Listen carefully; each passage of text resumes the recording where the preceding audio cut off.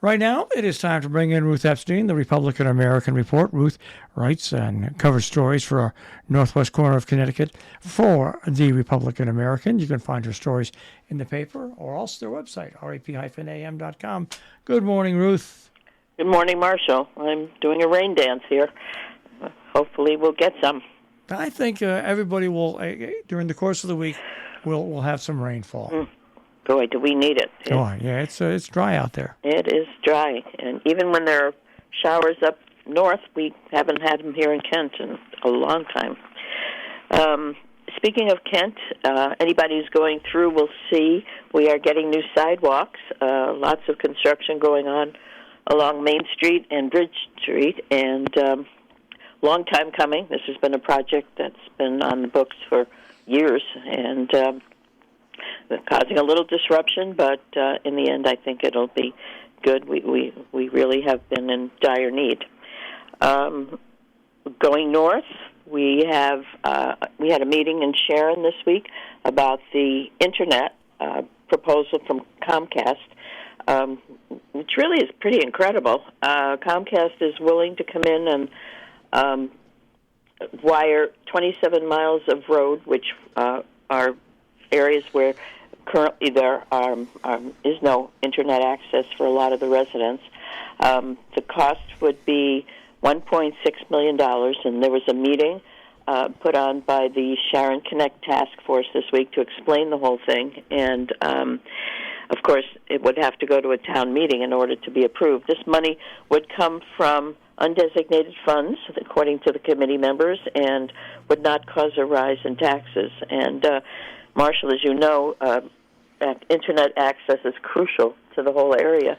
If we want to have economic development, if you want people to move here and be able to work from their homes, I mean, that's the big drawback. And the whole thing about this proposal is, once again, a lot of towns have experienced and tried to form their own network. Mm-hmm. A few have done it, but it's expensive.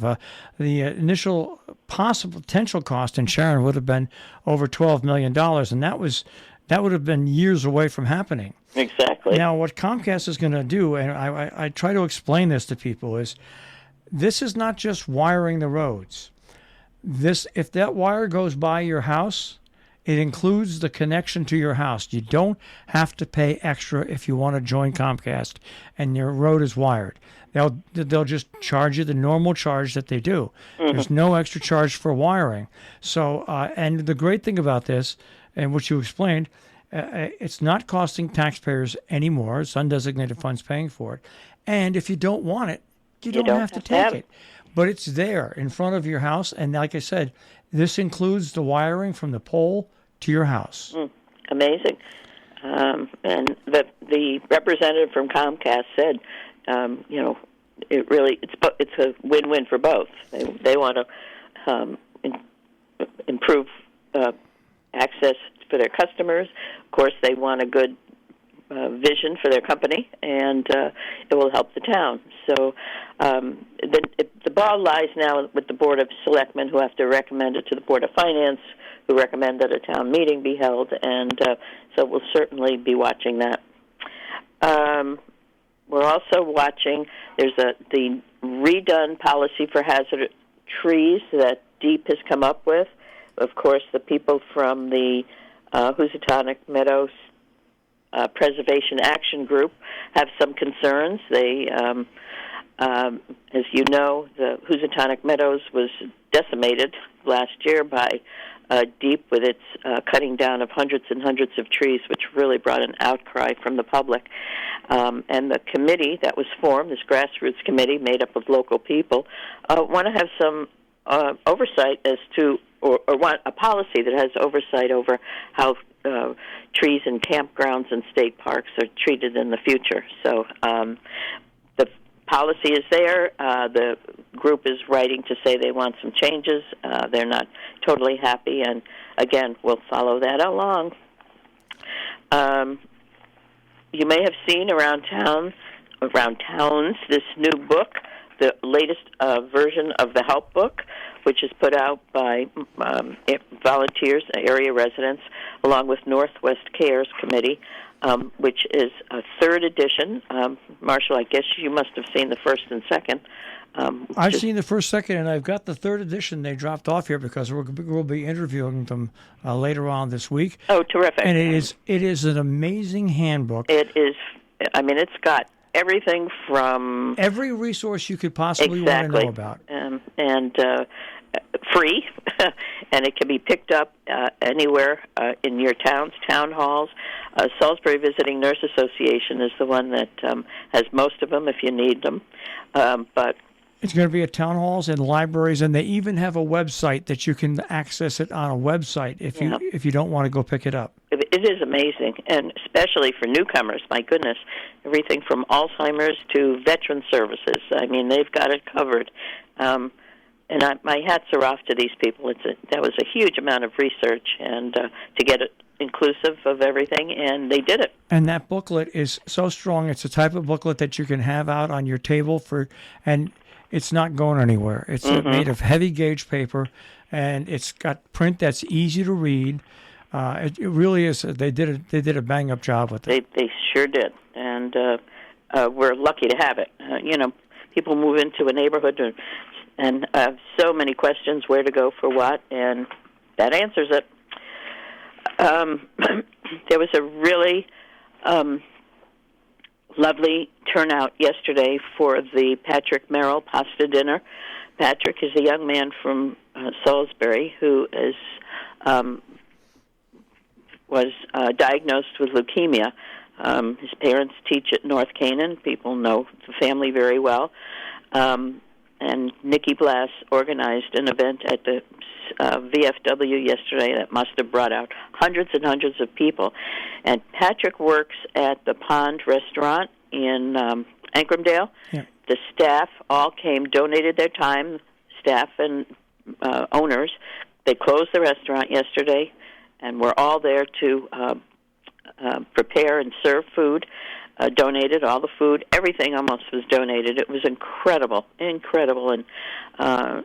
this is so commonplace for this community to turn out when some family or some person is in need, and this was really one of those events.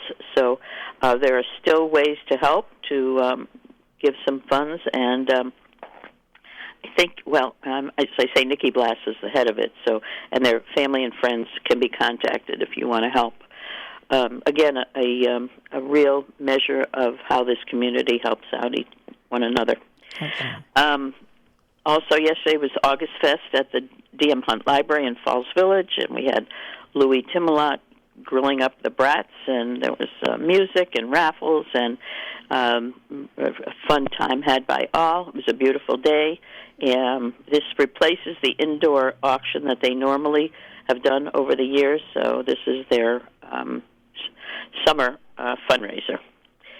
And looking ahead, Marshall, I have a real quiet week. I don't know about you. Yeah, there's not much. The Sharon Selectmen meet tomorrow. Other than that, the ZVA meeting in Canaan on Wednesday, and Inland Wetlands on Thursday. Falls Village has a P&Z meeting on Thursday, but not much. Cornwall has the zoning board meeting tonight, and the Economic Development Committee meets tomorrow, so not much. Not much at all. Well, almost the last week of August, so things are quiet. We'll just touch upon the fact that outpatient physical therapy at Gear is closing. Yeah, in September, yeah. I will have an interview with Mike Mangini, so can talk about that more later on.